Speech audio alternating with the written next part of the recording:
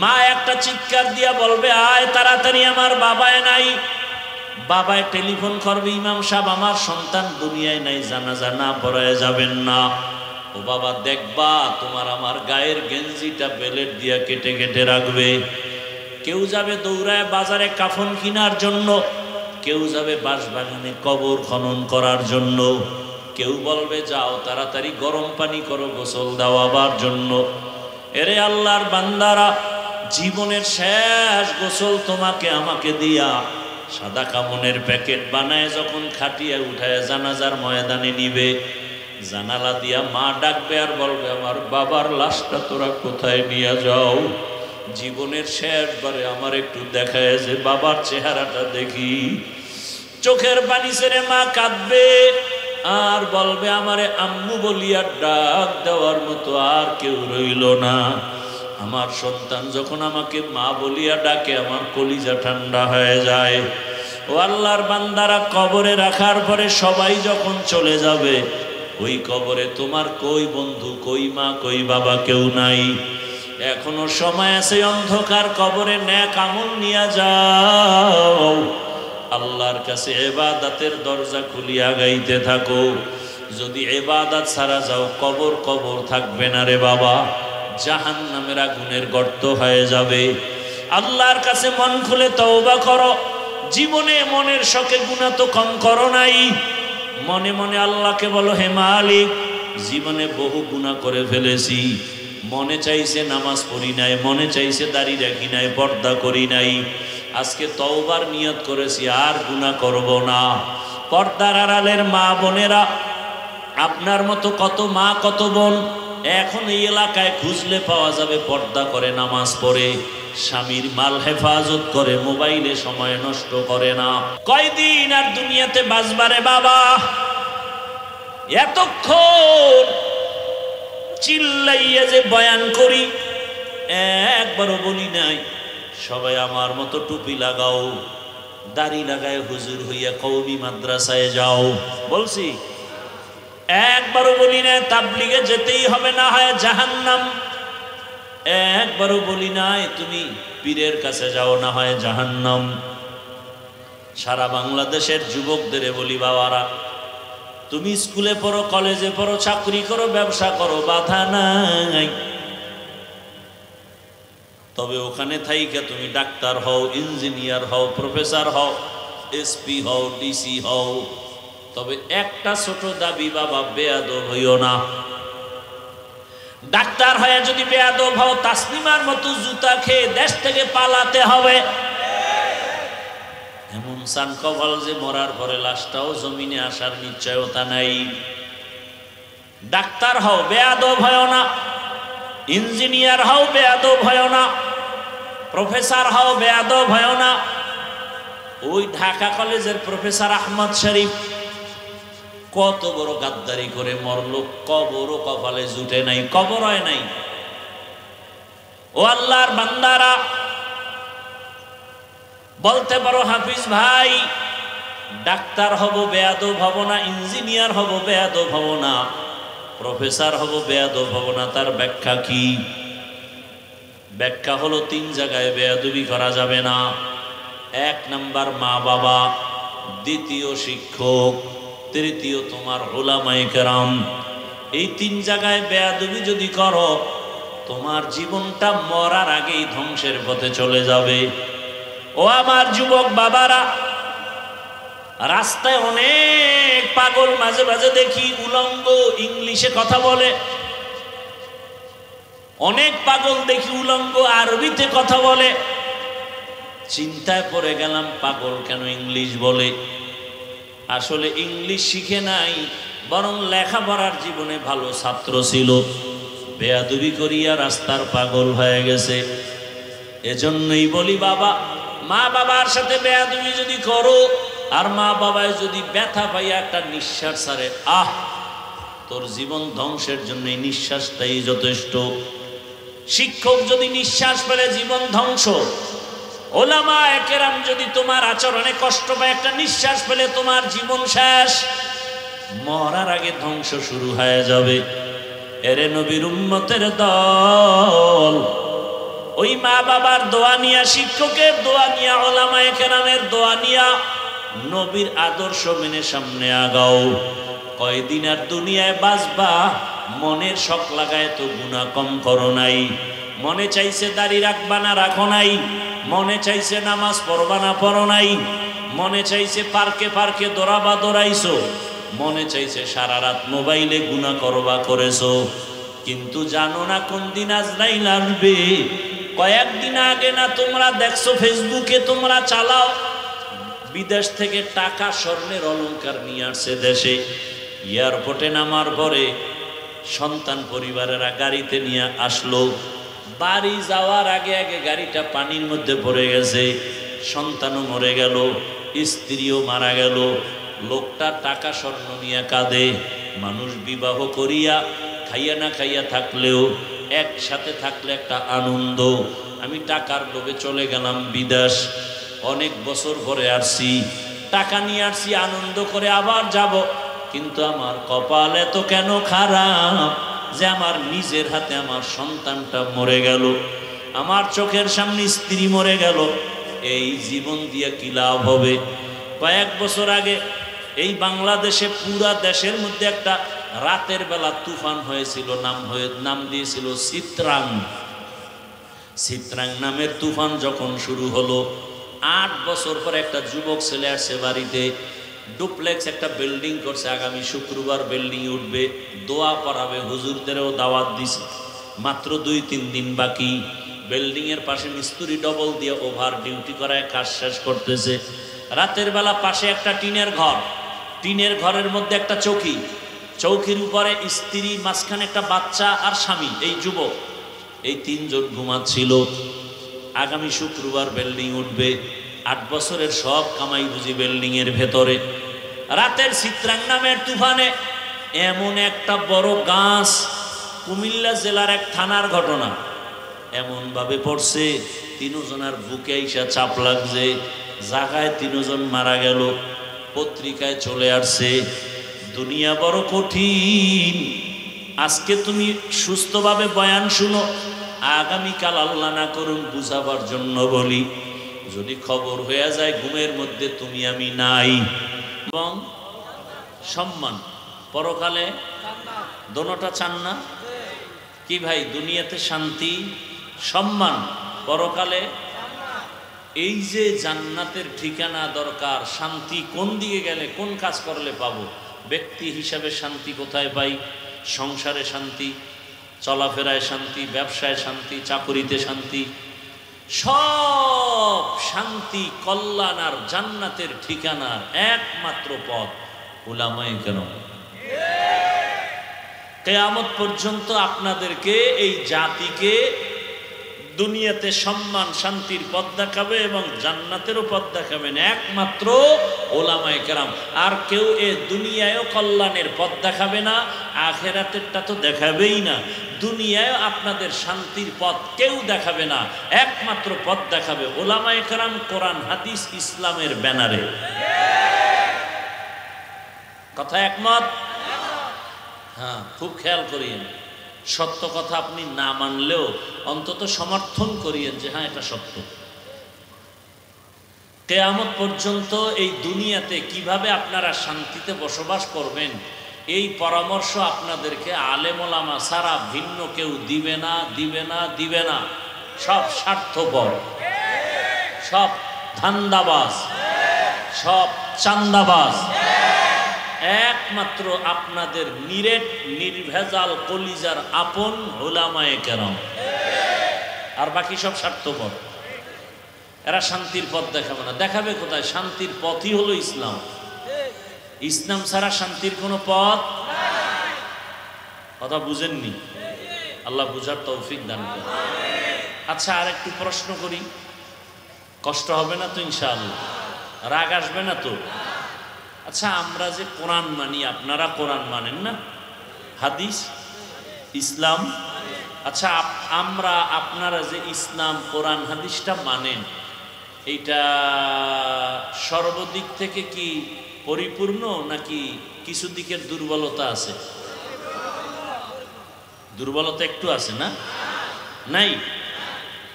আর একটু খোলামেলা বলি, কিয়ামত পর্যন্ত যত মানুষ আসবে, সমস্ত মানুষের দুনিয়ার লাইনে যত সমস্যা হতে পারে, সব লাইনের সমস্যা কি কোরআন হাদিস ইসলামে আছে? এখন বুঝেন নাই মনে হয়।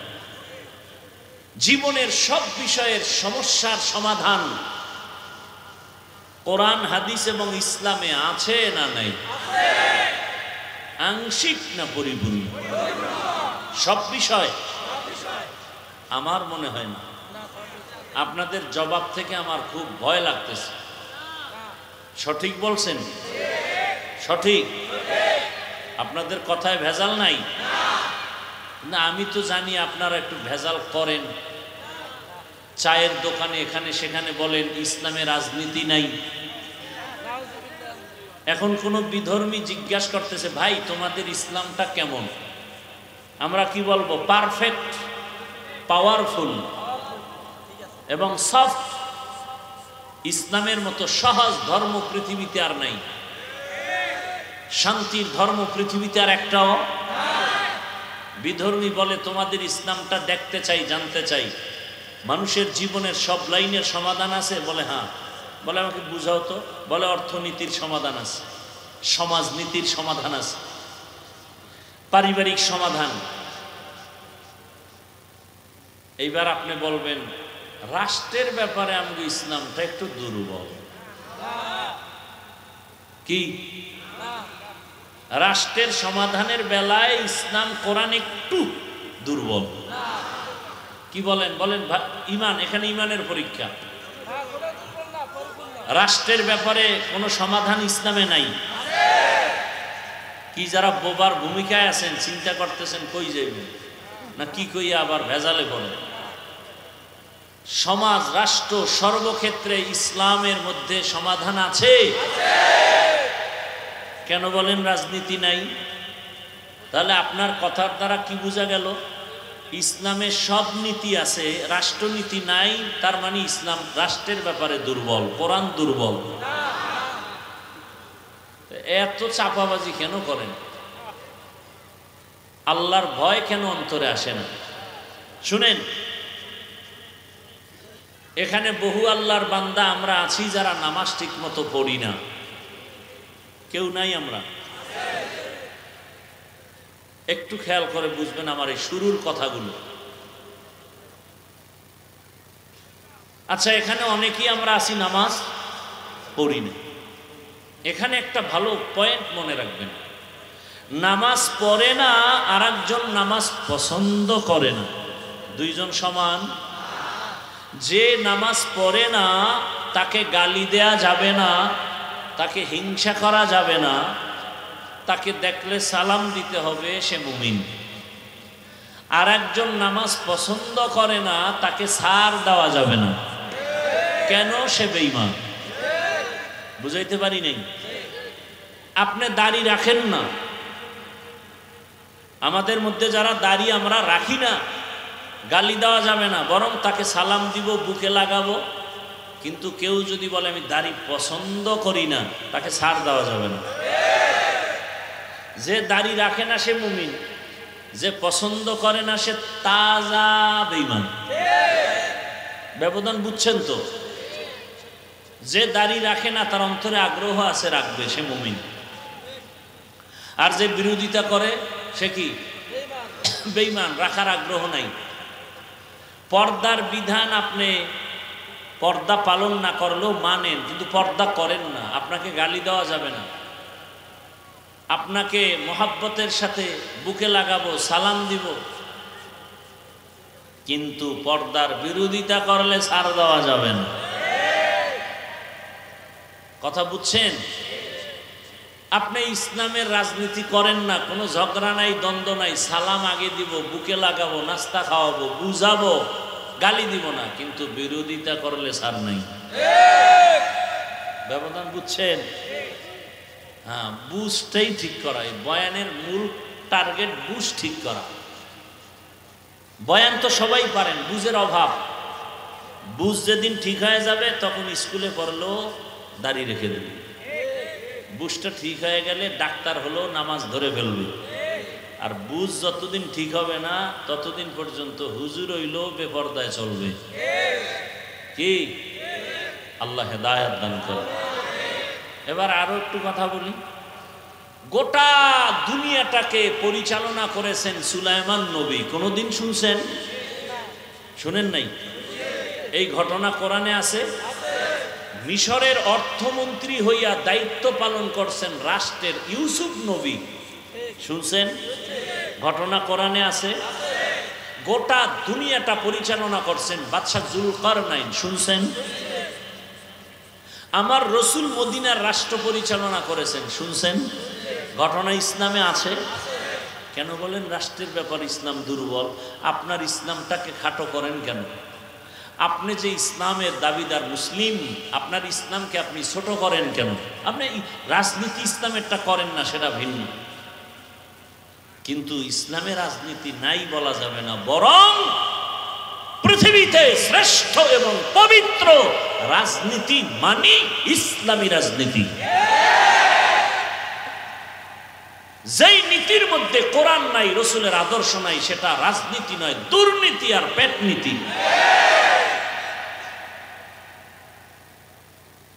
যুবকদের তো আমি অদা করাইতেছি এখন সব জায়গায়, মাহফিলে, ঢাকা সহ। ও যুবক বাবারা, 200 টাকা খরচ করে ব্যানার বানাও, 2 ফিট 3 ফিট ব্যানারে বড় করে স্লোগান লেখো, পৃথিবীতে শ্রেষ্ঠ রাজনীতি ইসলামী রাজনীতি, আর ইসলামী রাজনীতি পাপ, সব রাজনীতি নাপাক। সব রাজনীতি একমাত্র পবিত্র রাজনীতি ইসলাম। এবং আবার এক ব্যানার বানায় লেখো আর বাজারে বাজারে টানাও, আল্লাহর কসম এই জমিনে যতদিন পর্যন্ত ইসলাম কায়েম হবে না ততদিন পর্যন্ত চাপাবাজি চলবে, শান্তি কেউ দেখবে না, দেখবে না, দেখবে না। কি চলবে? চাপাবাজি, সব উল্টায় ভালো। হ্যাঁ হ্যাঁ। আচ্ছা, যে ব্যক্তি মদ পান করে তার দিমাগ খুব পাক। চট্টগ্রামে মদ পান করে তো জিকির করে না? হ্যাঁ, মদ পান করলেই বউরে মা কয়, দিমাগ পাক। যে ব্যক্তি 3 বেলা খায়, বিড়ি টানে, গাঞ্জা খায়, সারা রাত মোবাইলে জেনা করে, চোখের জেনা, কানের জেনা, অন্তরের জেনা, জবানের জেনা, নারীর উপরে হামলা করে, ধর্ষণ করে, গরিবের উপরে জুলুম করে, রক্ত চুষে খায়, এমন ব্যক্তির দিমাগ পাক না না পাক? এর চরিত্র ফুলের মতো পবিত্র হলে কাড্ডা খারাপ, আমাকে হুজুর গোটা খারাপ। আল্লাহ হেদায়াত দান করে। একটা উদাহরণ দিয়া আমার মূল বয়ানে যাই না। লঙ্গির ভিতরে গোবর লাগছে, গোবর চিনেননি? গোবর ইন্ডিয়ার থেকে আসে। এখন লঙ্গিতে গোবর লাগার কারণে লঙ্গি পাক না না পাক? এই নাপাক গোবর দূর করতে হলে কি লাগবে? একজনে খুঁজতে খুঁজতে খুঁজতে খুঁজতে আধা ঘন্টা পানি পায় না, চান্দি গরম। একজনে কয়, ভাই এত মেহনত করো কেন? পানি তো তোমার কাছেই আছে, তোমার নিজের কাছেই তো পানি আছে। ওই পানির নাম কি? প্রস্রাব। এই পেশাবের পানি দিয়ে তো গোবরটা ধুয়ে দিতে পারো। আরে ভাই, এই বুদ্ধিটা আধা ঘন্টা আগে হয়েছিল, ঘুরতে ঘুরতে মাথা গরম, পানি পাই না। সত্য সুন্দর একটা পরামর্শ আমাকে দিছ। এই লোকটা প্রস্রাব দিয়া গোবরের নাপাক ধুইয়া ফেলছে লঙ্গির। আপনাদের ধারণা মতে কেমন পাক হলো? নাপাক আরো ছড়াইল। যার নামাজ নাই, রোজা নাই, সুদ খায়, ঘুষ খায়, মদ পান করে, ধর্ষণ করে, জুলুম করে, এমন নাপাক ব্যক্তিকে যদি বলো আমার এই এলাকা, আমার এই ঘরটা পাক করো, তাহলে পাক হবে না, নাপাক আরো ছড়াবে। বুঝাইতে পারছি? আমি বুঝাইতে পারছি, আপনি বুঝতে পারছেন কিনা এটা আল্লাহ ভালো জানে। আল্লাহ হেদায়াত দান করুন। আমি যে আয়াত পড়ছি, হাদিস পড়ছি, তরজমাটা বলি, তারপরে কিছু ব্যাখ্যা। ওয়ামা খালাকতুল জিন্না ওয়াল ইনসা ইল্লা লিয়াবুদুন। আল্লাহ বলেন আমি জিন ও ইনসানকে সৃষ্টি করি নাই, হ্যাঁ করেছি আমার ইবাদতের জন্য। নবীজি বলেন লা তাআতা লি মাখলুকিন ফি মাসিয়াতিল খালিক। আল্লাহকে অসন্তুষ্ট করে পৃথিবীর কারো হুকুম মানা হারাম। খেয়াল করিয়েন, এটা হলো তর্জমা। আল্লাহকে বেজার করে অসন্তুষ্ট করে ভিন্ন কারো হুকুম মানা কি এ তর্জমা শেষ। ব্যাখ্যা কি করব? মন করা একটা করলে হবে না। নবীজি হাদিস বলছেন, ব্যাখ্যা করছেন, সাহাবায়ে কেরাম শুনছেন, তারাও ব্যাখ্যা শিখাইছেন। শিখাইতে শিখাইতে আজ পর্যন্ত যে ব্যাখ্যা আসছে সেই ব্যাখ্যা আল্লাহকে অসন্তুষ্ট করে পৃথিবীর ভিন্ন কারো হুকুম মানা হারাম মানি হলো আল্লাহকে বেজার করে মা বাবার কথা মানা হারাম, আল্লাহকে বেজার করে পীরের কথা মানা হারাম। এখন একজনে দাঁড়ায় যদি কা হাফিজ ভাই পীরের কথা মানা হারাম কত নাম্বার আয়াতে আছে? এরকম বহু তার ছেড়ে আছে, হুদা জায়গায় ফেস লাগাই দিয়ে আছে না? ভালো করে বুঝুন, আল্লাহকে বেজার করে নেতার কথা মানা হারাম, আল্লাহকে অসন্তুষ্ট করে নেত্রীর কথা মানা হারাম। এটা কোন হাদিসে আছে? আছে না নাই? দেখতে নারী চলন বাঁকা। আরে আপনার শরীরে রোগ আছে 5টা, ডাক্তারের চেম্বারে যাবেন, ডাক্তার আপনাকে চেক করবে, রক্ত টেস্ট করবে, করার পরে দেখবে আপনার বড় রোগ, আপনার লিভারের সমস্যা, জ্বরও আছে, ঠান্ডাও আছে। 5টা রোগের মধ্যে যেটা আসল রোগ, বড় রোগ, এটাকে আগে ধরবে। অপারেশনের রোগ থাকলে আগে করবে, বাকিগুলো পরে। বুঝেন না কথা? তাহলে ইসলাম কোরআন তো মানুষের ঔষধ। ওয়ানুনাজ্জিলু মিনাল কুরআনি মা হুয়া শিফাউ ওয়া রাহমাতুল লিল মুমিনিন।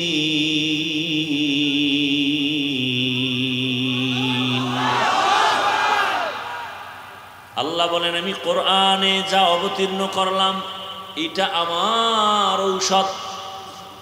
ঔষধ সেবন করে যারা রোগী তারা, সুস্থ মানুষ কখনো ঔষধ সেবন করে না।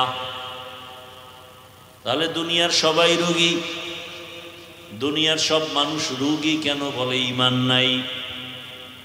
কত ঈমান আলারাও কি রোগী? বলে হ্যাঁ। কেন? বলে ঈমান আছে, আমল নাই। এরা আমলের অভাবের রোগী। ঈমানও আছে, আমলও আছে, তারাও কি রোগী? বলে হ্যাঁ। কেন? বলে ইখলাসের অভাবের রোগী, তাকওয়ার অভাবের রোগী। সব রোগীদের রোগের ঔষধ হলো কোরআন। তাহলে আমাদের বয়ানের মূল টার্গেট ঈমানের কি কি রোগ আছে, এর মধ্যে বড় বড় রোগগুলো আগে ধরব। ঈমানের যত রোগ আছে, মিথ্যা বলা রোগ, গালি দেওয়া রোগ, চুরি করা রোগ, ডাকাতি রোগ, এর মধ্যে কিছু রোগ আছে আল্লাহর হক নষ্ট করাও রোগ, বান্দার হক নষ্ট করাও রোগ। এর মধ্যে বড় রোগ হলো যারা বান্দার হক নষ্ট করে। কোরআন হাদিস দিয়ে এটা আগে চিকিৎসা দিতে হবে, ভাই বান্দার হক নষ্ট করবেন না। আরো যত রোগ আছে এর মধ্যে বড় বড় রোগ, সুদের রোগ, ঘুষের রোগ। যারা সুদ খায়, ঘুষ খায়, আগে তাদের কোরআন হাদিস দিয়ে বুঝাইতে হবে এই রোগ থেকে বাঁচো। কারণ তোমার সুদের রোগ থাকলে নামাজ হবে না, রোজা হবে না, তেলাওয়াত হবে না, জিকির হবে না, দান সদকা হবে না। বরং আল্লাহ ঘোষণা দিয়েছেন, বেঈমান রেডি থাক, আমি আল্লাহ তোর সাথে যুদ্ধ করার জন্য রেডি। যারা সুদের সাথে জড়িত 24টা ঘন্টার সেকেন্ডে সেকেন্ডে সেকেন্ডে সেকেন্ডে অল টাইম তার গর্ভধারিণী কলিজার মায়ের সাথে জেনার গুনাহ, জেনার গুনাহ, জেনার গুনাহ। না খাইয়ে মরে গেলেও তো অন্যায় করা উচিত না। এজন্য আল্লাহর রাসূল বলছেন, আল্লাহকে বেজার করে ভিন্ন কারো আদেশ নিষেধ মানা যাবে না। এক কথায় জবাব, দুনিয়ার সকলকে বেজার করা সম্ভব, আমার আল্লাহকে বেজার করা সম্ভব না। আল্লাহকে বেজার করব না কেন? আল্লাহ আপনার আমার উপরে অনেক দয়া করেছেন, যেই দয়া মা করে নাই, বাবায় করে নাই, শিক্ষক করে নাই। আল্লাহ এই পরিমাণ দয়া করেছেন, এখনো করতেছেন, আরো করবেন। দুনিয়াতেও করবেন, মরণেও করবেন, কবরেও করবেন, হাসরেও আল্লাহ দয়া করবেন, যেই দয়ার কোনো শেষ নাই। ওয়া ইন তাউদ্দু নি'মাতাল্লাহি লা তুহসুহা। যে আল্লাহ তো দয়া করলেন, একই মায়ের সন্তান, একই মায়ের সন্তান, ভাই বোনের মধ্যে কারো চোখে সমস্যা, কারো পায়ে সমস্যা, কারো জবানে সমস্যা হতে পারেনি। আল্লাহ আপনার দুইটা চক্ষু ভালো রাখছেন, কত দয়া করছেন। সামান্য একটু ঠান্ডা লাগলে, মাথা ব্যথা করলে দোকানদারি আর ভাল লাগে না, ঘুমও আসে না, মাথা গরম। আল্লাহ পাক আপনাকে আমাকে এত সুন্দর দুটো চক্ষু দান করেছেন। যার চক্ষু সমস্যা জিজ্ঞেস করেন চোখের মূল্য কত। আমি মাঝে মাঝে বলি, আল্লাহরে যারা দেখতে চাও, দুনিয়ায় দেখা যাবে না, তবে ঘেরান পাওয়া যাবে। ওই আল্লাহর ঘেরানটা যদি পাইতে চাও, ঢাকার পঙ্গু হসপিটালে মাঝে মাঝে যাইয়া দেখিও আমার আল্লাহ কেমন। কারো পা রডের সাথে বাঁধা, কত লাইনের মানুষ, আমার আল্লাহ কত দয়া করেছেন। তোমার আমার খেদমতের জন্য সূর্য বানায় দিছেন, আমার গোলামির জন্য পানি দিছেন, বাতাস দিছেন। দুনিয়ার সব আপনার আমার গোলাম, সেই মালিকের কেন বেজার করবা? কিন্তু আমরা সব জানিয়াও ওই মালিকের সহ্য করি না, বরং দুনিয়ার সবাইকে খুশি করতে গিয়ে মালিকের বেজার করি, আবার ফতুয়াও দেয়। কিরে, পর্দা করলে আল্লাহ খুশি, আত্মীয় বেজার, আত্মীয়র মনটা এখন খুশি করি, আল্লাহ যে বেজার হইছে পরে তওবা করে নিব। কিন্তু কপাল বড় খারাপ, তওবারও সময় হয় না, আজরাইলের সাথে মোলাকাত।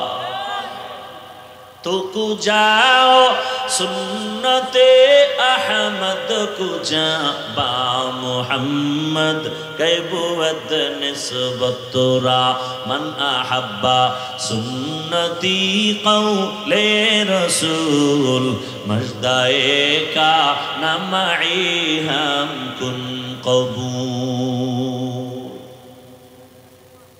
তাহলে আল্লাহকে বেজার করা যাবে? করি তো, বেশি করি। দাড়িটা ফালায় দিলে আমার আল্লাহ বেজার, আত্মীয় খুশি। আত্মীয়র মন রক্ষা করার জন্য জাকাত আল্লাহরে বেজার করে, আবার উল্টা ফতুয়া দেই, দাড়ি না রাখলে অসুবিধা কি? তোর মতো বান্দারে আমার মাওলা জাহান্নামে দিলে অসুবিধা কি? আল্লাহ হেদায়েত দান করেন, আর জোরে বলেন। তাহলে আল্লাহকে বেজার করা যাবে? আল্লাহকে খুশি করিয়া চলাটাই বান্দার কাম। এই যে নামাজ, রোজা, ইবাদত যা করি, সব কিছুর মূল আল্লাহরে খুশি করা। আল্লাহ যদি একটা কাজে খুশি হয়, জিন্দেগি সফল। আর আল্লাহ যদি একটা কাজে বেজার হয়, জিন্দেগি সর্বনাশ। একটা ঘটনা বলছি।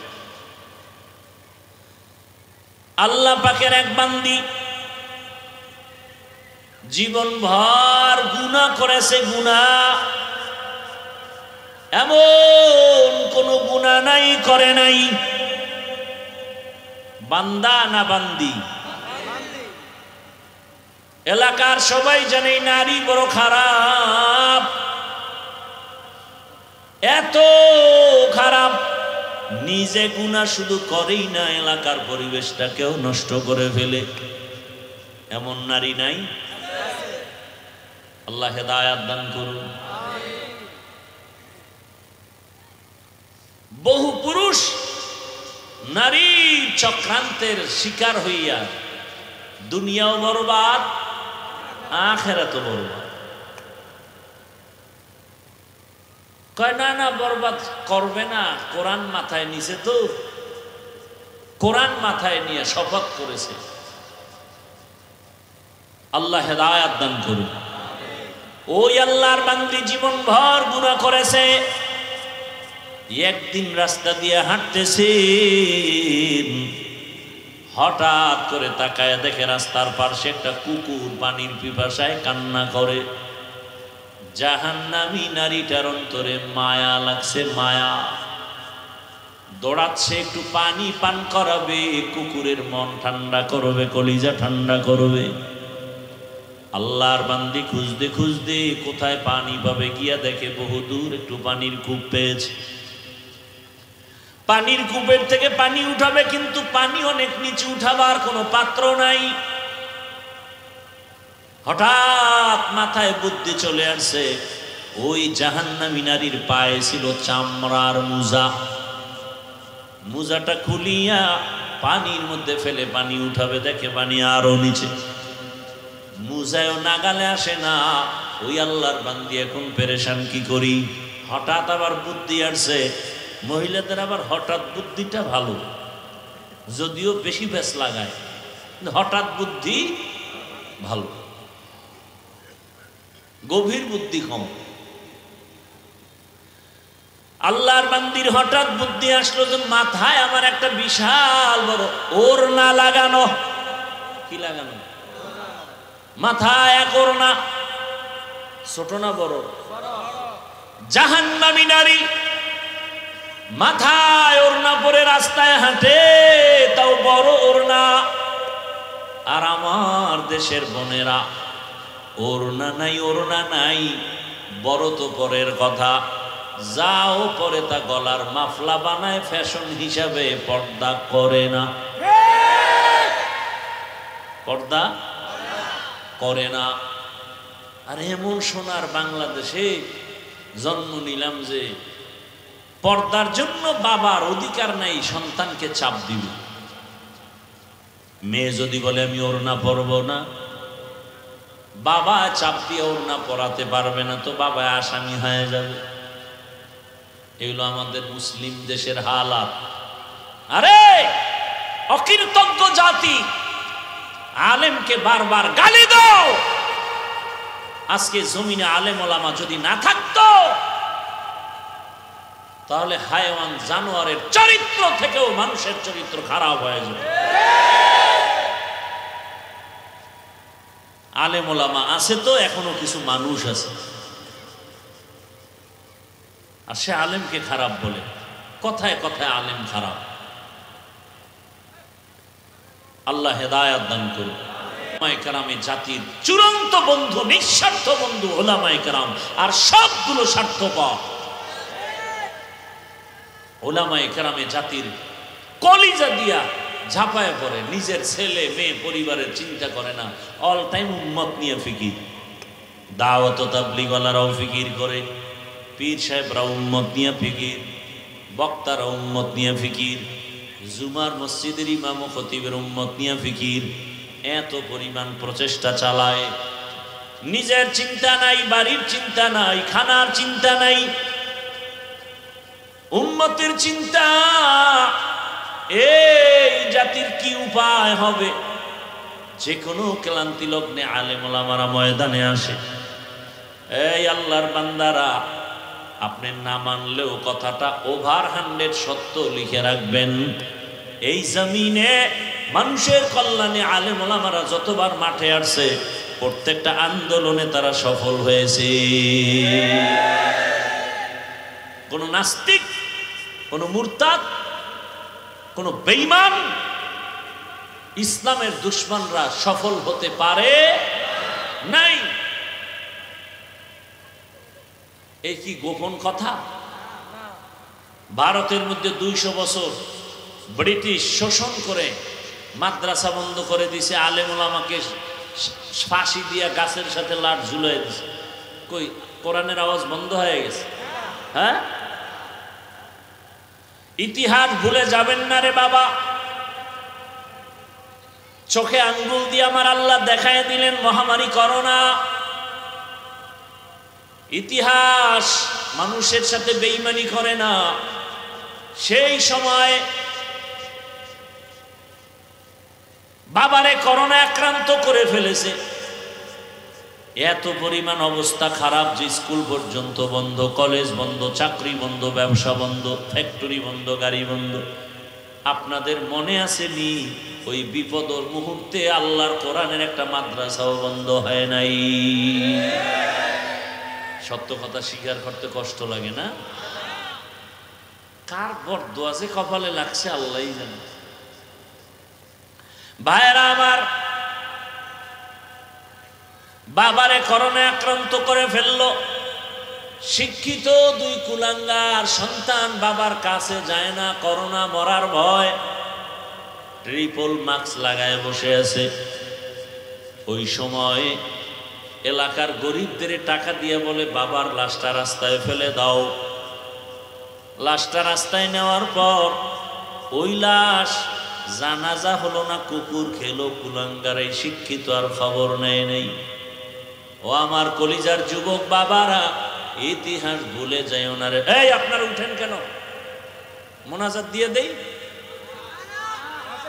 এমন কপাল নিয়ে দুনিয়াতে আসছেন কেন যে জীবনভর খালি ক্ষতি করবেন মানুষের?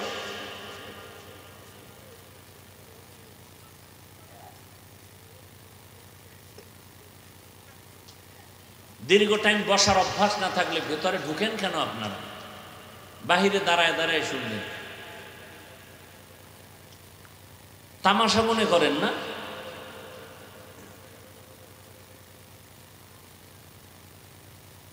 আল্লাহ হেদায়েত দান করুন। দোয়া করে দিব।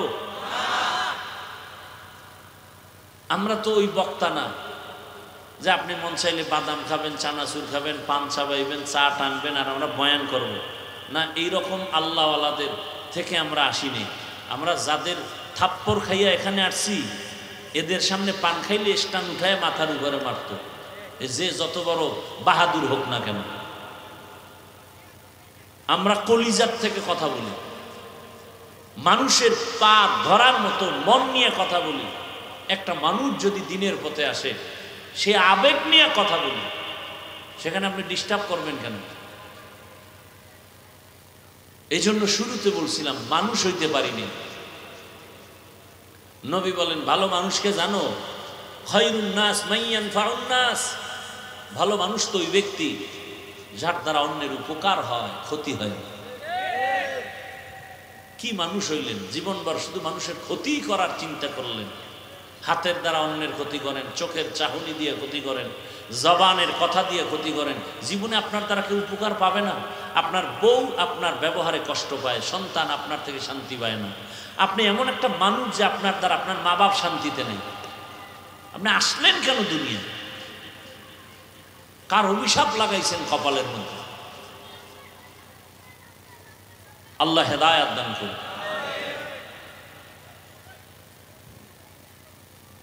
কি কথা বলতেছিলাম?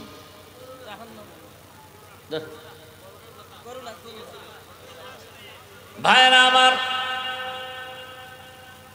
বাবার লাশ ওখানে আর দেখলো না, কি হলো? সেই সময় আমার দেশের টুপিওয়ালা আলেম ওলামারা আমার দেশের শত শত করোনার লাশ নিজেদের কাঁধে নিলেন, গোসল করালেন, কাফন পরালেন, জানাজা পড়ায়া কবরে দাফন করেছেন। একজন হুজুরেও করোনায় মরে নাই। মিথ্যা বলছি? কোন হুজুর না খায় মরছে? আল্লাহ চোখের সামনে দেখায় দিলেন। এই দুনিয়ায় ওলামায়ে কেরাম জাতির চূড়ান্ত বন্ধু। আর একটা তাজা উদাহরণ দেই। আরে ওলামায়ে কেরামে জাতির আপনাদের কারো ক্ষতি চায় না, সবাই চায় আপনি ভালো সম্মানে থাকেন, সুস্থ থাকেন, মা বাবার দোয়া আপনার উপরে আসুক, আপনার দ্বারা পরিবার শান্তি পাক। এই পরামর্শগুলোই তো ওলামায়ে কেরাম দেন। আপনাদের ক্ষতির কোনো পরামর্শ কোনো আলেম দেন না। তারপরেও কেন আপনি আলেমকে খারাপ বলেন? আমাকে একটা উদাহরণ দিয়ে জবাব দেন। সরকারি যারা চাকরি করে, বেসরকারি যারা চাকরি করে, বলেন জানা থাকলে তাদের ডিউটি প্রতিদিন কত ঘন্টা? বলেন। নিম্নে তাদের বেতন কত? বলেন। 20,000। 8 ঘন্টা ডিউটি, 20,000 টাকা বেতন।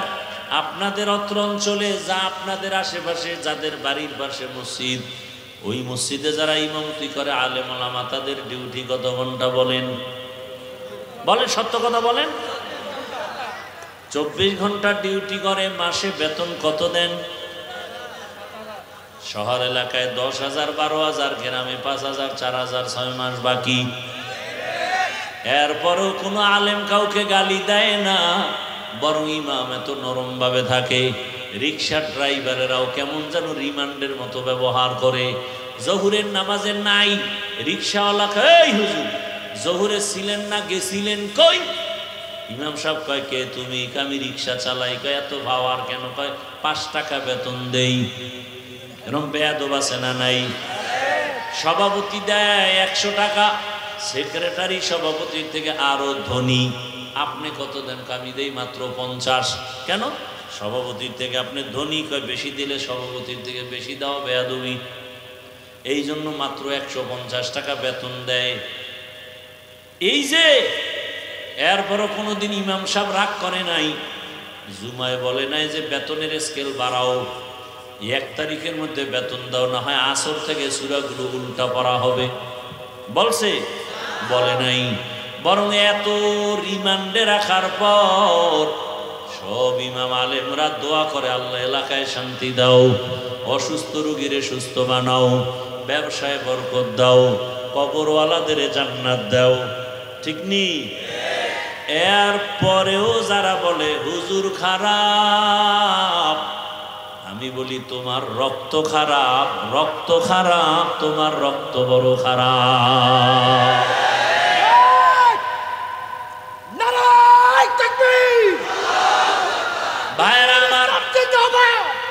ভাইরা আমার, এজন্য বললাম, আমি যদি এভাবে একটা একটা সারা রাত আমি আপনাদের শুনাইতে থাকি, শেষ করা যাবে না। কপাল বড় খারাপ, বুঝার চেষ্টাও করি না, বুঝিও না, বুঝার চেষ্টাও করি না, বরং উল্টা বিরোধিতা করি। ঠিক নেই? কিন্তু আলেম ওলামারা ভোর রাত্রে কান্না করে, আল্লাহর কাছে সবার জন্য দোয়া করে, ও আল্লাহ প্রত্যেকটা মানুষকে তুমি হেদায়াত দাও, তোমার একটা বান্দাও যেন কষ্ট না পায়। ওরে ব্যবসায়ীর জন্য দোয়া। কোন আলেম ব্যবসায়ীর উপরে জুলুম করে না, কোন আলেম কোন মানুষের সাথে খারাপ আচরণ করে না। প্রথমেই যে কথাটা বলে সালাম, মানে শান্তির দোয়া করে। এরে নবীরা আসে, ওই আল্লাহর বান্দি জাহান্নামী নারী, মনে আছে? পানি উঠাবার জন্য পায়ের মোজা খুলল, এরপরে মোজার সাথে ওড়নার এক অংশ দিয়া বাঁধলো, এরপরে পানি উঠাইয়া কুকুরের পান করালো। নবীজি হাদিসে বলতেছেন, ও সাহাবায়ে কেরাম, মহিলা জাহান্নামী, কিন্তু কুকুরকে পানি পান করানোটায় আল্লাহ এত খুশি। মনে আছে কোন কথার থেকে আনছিলাম? সব ইবাদতের মূল বিষয় কি? আল্লাহরে খুশি করা। ওই জাহান্নামী নারী কুকুরকে পানি পান করানোটা ফরজ না ওয়াজিব না? ও যদি হেঁটে যাইতো কিছুই করার ছিল না, কিন্তু আমার মালিকের কাছে বড় মজা লাগছে, পছন্দ হয়েছে, আমার মালিক বড় খুশি। নবীজি বলেন, সাথে সাথে গাইবি আওয়াজ, গাইবের থেকে আওয়াজ আসছে, ও নারী, কুকুরকে পানি পান করানোর কারণে তোমার জীবনের সব গুনাহগুলো মাফ হয়েছে। আতিনা ফি দারে দুনিয়া না হাসান, আতিনা ফি দারে ربنا حسن يا غياث المستغيثين اهدنا الافتخار بالعلوم والغنى ہر گوری دینے کو تو تیار ہے جو نہ مانگے اس سے تو بیزار ہے সব ইবাদতের মাকসাদ হলো আল্লাহরে খুশি করা কি আল্লাহরে খুশি করলে কত লাভ ওই যে আমরা হজে যাই হজে যায় হাজিরা ওই মিনায় যাইয়া পাথর মারে পাথর মারেনি 7টা করে পাথর মারে 3টা পিলার ওখানে শয়তান তো নাই কিন্তু ইসমাইল নবী পাথর মারছেন ইব্রাহিম নবী মারছেন এই জন্য আল্লাহর কাছে মজা লাগছে আল্লাহ স্মৃতি হিসাবে কিয়ামত পর্যন্ত কায়েম রাখছে বাইতুল্লাহ যারা উমরায় যায় বাইতুল্লাহটা তাওয়াফ করার পর সাফা মারওয়ায় সাই করা লাগে 7টা চক্কর দেওয়া লাগে নবীজি একদিন চক্কর দিয়া মুস্কি হাসেন আর কয় ও আল্লাহ কি জন্য তুমি আমাকে এই কষ্টটা দিলা আম্মাজান ইসমাইল নবীর মা হাজেরা যদি দৌড় না দিতেন আল্লাহ এই আইন কোথা থেকে আনতেন কেন করলেন দৌড়াইতে অনেক অনেক কষ্ট 7টা চক্কর দিলে খবর হয়ে যায় আমরা জুয়ানরাও পারতে বড় কষ্ট লাগে ওই সাফা মারওয়ার সাই আল্লাহ কয় হাজেরা দৌড় দিছেন আমার কাছে বড় ভালো লাগছে মজা লাগছে আমি হাজেরার দৌড়ে খুশি আমি আল্লাহ এটাকে স্মৃতি হিসাবে কিয়ামত পর্যন্ত রাখছি যেই হাজি ওমরা করো আর হজ করো হাজেরার দৌড়ের জায়গায় যদি দৌড় না দেও হজ কবুল হবে না ভাইরা আমার তো আল্লাহ খুশি হওয়া এটাই আমার মাকসাদ এজন্য আল্লাহ বলেন ওয়ামা খালাকতুল জিন্না ওয়াল ইনসা ইল্লা লিয়াবুদুন আমি মানুষ ও জিন বানাই নাই খেয়াল করেন আমার তেলাওয়াতকৃত আয়াতের অল্প 5-10 মিনিটে মোনাজাত দিয়ে দিই আল্লাহ তাআলা বলেন আমি জিন ইনসানকে সৃষ্টি করি নাই হ্যাঁ করেছি ইবাদতের জন্য ঘুরাইয়া বললেন কেন ডাইরেক্ট যদি বলতেন ইবাদতের জন্য মানুষ বানাইছি তো হতো ঘুরাইয়া বললেন কেন ফিউলুল হাকিম লা ইয়াখলু আনিল হিকমা হাকিমের কোনো কাজ হিকমত থেকে খালি না আল্লাহ বুঝাইলেন মানুষ তোমার অন্তর আর জেহেনটাকে পুরা খালি করো তোমারে বানানো হয় নাই এটা মাথায় ঢুকে এবার একটা কথা ঢুকাও তোমাকে বানানোর একটাই মাত্র কাজ জিন্দেগিতে তোমার আর কোনো কাজ নাই ওই কাজের নাম হলো ইবাদত এখানে আর একটু ব্যাখ্যা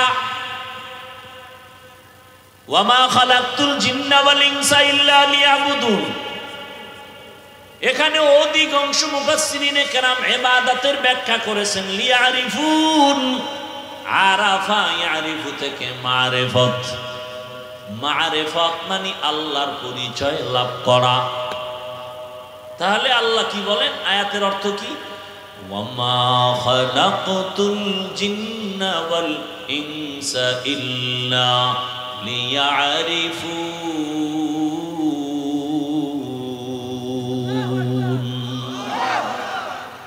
আল্লাহ বলেন আমি মানুষ ও জিন বানাইছি মারিফত অর্জনের জন্য মারিফত মানে পরিচয় লাভ করা কার পরিচয় এখন প্রশ্ন যদি মারিফতের জন্য আমগো বানায় থাকে তো ডাইরেক্ট মারিফতের কথা বললেন না কেন ইবাদত বইলা ঘুরাইয়া বললেন মারিফত কেন ইবাদত বললেন কেন ডাইরেক্ট মারিফত বলতেন মুফাসসিরিনে কেরাম এখানেও জবাব দেয় যে আল্লাহ যে মারিফত মাকসাদ নিয়ে ইবাদত শব্দ দিয়ে বলছেন উদ্দেশ্য নিছেন মারিফত কারণ হলো মারেফতের দরজা বান্দা ইবাদত ছাড়া খুলবে না। শরীয়তরা মুকদ্দম দার আকনু মারিফত আজ শরীয়ত নিস্তে বেরু শরীয়ত হো তরিকত হো তমামি হकीकत में মুহাম্মদ কি গোলামি। তাহলে মারিফত অর্জনের জন্য কি লাগবে? ইবাদত ছাড়া মারিফত হবে না। আর আমার আল্লাহ গায়বের মালিক জানতেন এই জমিনে এমন একটা সময় আসবে মানুষ ইবাদত ছাড়া মারিফতের দাবি করবে। বর্তমানে আমগো সোনার বাংলায় বহু মারিফতের সম্রাট আছে, ইবাদত নাই। আছে না নাই? কারণ নামাজের বদল নামাজ একবার পড়লেই হয়। এটার আবার গান বানাইছে, নামাজ পড়ো মুসল্লি নামাজের কি রাখো ডর, যেই নামাজে জান্নাত পাবি সেই নামাজ কোথায় তোমার। যেই নামাজে জান্নাতে যাবি সেই নামাজ পড়বি, হুদা পড়ে লাভ কি? এই জন্য কয় আমরা একবার পড়ি, পড়লে এক নামাজ দিয়ে জান্নাতে যাব। আল্লাহর ভাগ্য কি, আল্লাহর কুদরত কি যে ওই সান কফাইল্লা মরার আগে নামাজের টাইম পায় না, আজরাইল হাজির। আল্লাহ বুঝাইলেন শরীয়ত ছাড়া ইবাদত ছাড়া মারিফত হবে না। অতএব যারা শরীয়ত আর ইবাদত বাদ দিয়া মারিফতের সম্রাট হবে, এটা মারিফতের সম্রাট না, এরা সব মরার পথের সম্রাট। এদের কাছে গেলে দুনিয়াও মরণ আখিরাতেও মরণ, দুনিয়ায় মরণ আখিরাতে মরণ। আবার লাল কাপড় টানাইছে, লাল কাপড় কথা কেন, কি কাপড়? লাল কাপড় লাগায় কই? ভালো জায়গায় লাগায়, অ্যাম্বুলেন্সে কি লাগায়? কথা কন না কেন? সিগন্যাল দিতে আছে, রেড সিগন্যাল। একজনে হুজুরে আমাকে বুঝাইছে, কিয়ামতের দিন ওরা চালাক তো, আল্লাহ জিগে ভাই এই মানুষগুলোরে তুই ধ্বংস করলি কেন? তুই যে মারিফতের সম্রাট দাবি করলি ইবাদত ছাড়া। আল্লাহ আমি যা করছি দুনিয়া পাওয়ার জন্য, ওরা আসছে কেন? আমি তো লাল কাপড় দিয়ে রেড সিগন্যাল দিয়েই রাখছিলাম। কি আমি তো রেড সিগন্যাল দিয়েই রাখছি, এদিকে আসবি না। ভিতরের অবস্থা কিন্তু ভালো না। ইবাদত ছাড়া মারিফত কোনোদিন হবে না, খোদার কসম। যেমন গাভীর দুধ ছাড়া মাখন পাওয়া যায় না, ঘি পাওয়া যায় না, ছানা পাওয়া যায় না, ইবাদত ছাড়া মারিফত অর্জন হবে না। ব্যাখ্যা করব না, আরো সময় আছে, আরো ব্যাখ্যা করেছি আমি, এখানে আর করব না, টাইম নাই, আপনাদেরও ধৈর্য নাই। শুনেন, আমি ইবাদতের জন্য যে আল্লাহ বানাইছেন খেয়াল করেন। তিনটা কথা এখানে আছে, এই তিনটা কথা বলতে কতটুকু সময় যাবে জানি না, যতটুকু তাড়াতাড়ি পারি বলবো। ইবাদতের জন্য আল্লাহ বানাইছেন, তাহলে আপনার আমার জীবনে কাজ কয়টা? নাম কি? এখন আমি জানবো ইবাদত কি, ইবাদত কেন, ইবাদত কিভাবে, ইবাদত কি আমার জানতে হবে। অনেকে বলে মসজিদে ঢোক, তসবিহ হাতে ল, পাগড়ি লাগা, জিকির কর, ইবাদত ফাইনাল, আর বাইরে কোনো ইবাদত নাই। ভালো করে বুঝেন ইবাদত কি, ইবাদত কেন, ইবাদত কিভাবে। তিনটা কথার জবাব নেন। এক নাম্বার জবাব, ইবাদত কি? বাস্তব জীবনে প্রত্যেকটা মানুষের জন্য আল্লাহর হুকুম বাস্তবায়ন করার নাম ইবাদত। প্রত্যেকটা ক্ষেত্রে আল্লাহর হুকুম কায়েম করার নাম। এবার আমাকে বলেন, আল্লাহর হুকুম নাই এমন কি কাজ আছে? কি? বাথরুমে গেলে বুঝি আল্লাহর হুকুম নাই, ব্যবসা আল্লাহর হুকুম নাই, চাকরিতে আল্লাহর হুকুম নাই। তাহলে আল্লাহর হুকুম বাস্তবায়ন করার নাম ইবাদত। দুনিয়ার সব কাজ আমার আল্লাহর হুকুম মতো করো তো ইবাদত হবে। জীবনে আল্লাহর হুকুম বাস্তবায়ন করার নাম ইবাদত। দ্বিতীয় প্রশ্ন হলো, ইবাদত কেন করব? ইবাদত করব কেন? এক নাম্বার উদ্দেশ্য, আমার রবের সাথে হবে মুলাকাত, আর আমরা পুরস্কার হিসাবে পাবো জান্নাত। ইবাদতের মূল টার্গেট কার সাথে মুলাকাত? রবের সাথে মোলাকাত, পুরস্কার পাবো জান্নাত। রবের সাথে মোলাকাত করা আমার মাকসাদ। আমি আবার রবের সাথে মোলাকাত করব। রবের সাথে মোলাকাত না করার ইচ্ছা থাকলে তোমার ইবাদতের কোনো প্রয়োজন নাই। রবের সাথে মোলাকাত দুনিয়ায় হবে না, পরকালে হবে। তবে দুনিয়ায় পাইবা আল্লাহর কুদরতের ঘেরান। আল্লাহর কুদরতের ঘেরান পাইতে হলে তোমার নাক ঠিক করো। আবার আল্লাহর কুদরত মাঝে মাঝে দেখবা, দেখার জন্য তোমার চক্ষু দুইটা ঠিক করো। তেরা আয়না आलमे रंग बू है, जिधर दिखता हो उधर तू ही तू है। আল্লাহর মুলাকাতের জন্য ইবাদত করো। কিভাবে করবা এর জবাব হলো, জীবনে তুমি যা করবা, যা বলবা সব ইবাদত হতে হবে নবীজির আদর্শ অনুযায়ী। নবীর আদর্শ ছাড়া জীবনে যা করবেন কোনো ইবাদত হবে না, কাজেও লাগবে না। নবীর আদর্শ মেনে ঘুমায় যান ইবাদত, নবীর আদর্শ মেনে খানা খান ইবাদত, নবীর আদর্শ মেনে বাথরুমে যাবেন ইবাদত, নবীর আদর্শ বাদ দিয়া নামাজ পড়বেন, কাজে লাগবে না। তা কেমন? একজনে মাগরিবের নামাজে দাঁড়ায় চিন্তা করলো, 3 রাকাত বেজোর হইরা লাভ কি? আল্লাহকে আরো 2টা সেজদা দিয়া জোর বানায় 4 রাকাত পড়ি। হবে? হবে না। কেন? বলে নবীর আদর্শে নাই। একজনে 30 রোজা রাইখা আবেগ বাইরে গেছে। আল্লাহ যদি 12 মাস রোজার হুকুম দিতেন সব রাখতাম। অন্তত যদি নাও পারি ঈদের দিন রাখি। ঈদের দিন রোজা রাখলে কেমন সওয়াব? কি হারাম? কেন? বলে নবীর তরিকায় নাই। নবীর আদর্শ মানিয়া তুমি ব্যবসা করো ইবাদত, নবীর আদর্শে পানি পান করো ইবাদত, নবীর আদর্শে জুতা পরবা ইবাদত, নবীর আদর্শে তুমি ঘুমাও ইবাদত, নবীর আদর্শে হাসো ইবাদত, নবীর আদর্শে কান্না করো ইবাদত, নবীর আদর্শ মতে বিবাহ করো ইবাদত, নবীর আদর্শে চাকরি করো ইবাদত। ও আল্লাহর বান্দা, জুতা তো আমিও পরবো, আপনারাও জুতা পরবেন, ইবাদত বানাইয়া পড়েন, কষ্টের কিছু নাই। আরে আপনাদের চোখের সামনে তো দেখতেছেন আমরা ইবাদত বানাইয়া করতে গিয়া কই কষ্ট তো দেখি না। ও আল্লাহর বান্দা, আল্লাহর মোহাব্বত লাগবে, না হয় বুঝ কোনোদিন ঢুকবে না। জুতা কেমনে ভরবেন? নবীর আদর্শ মতো বড় ইবাদত। বলে কেমনে? ডান জুতায় ডান পাও আগে ঢুকাও, এরপরে বাম জুতায় বাম পাও ঢুকাও, ঢুকাইয়া যখন কদম দিবা ডান পাও দিয়া বিসমিল্লাহ বলে কদম দাও। নবীর আদর্শ ইবাদত। বাথরুমে যাও, কোন পা দিয়া? বাম পা দিয়া ঢুকবা। খালি পায়ে যাইও না, খালি মাথায় যাইও না, খালি মাথায় খালি পায়ে বাথরুমে যাইও না।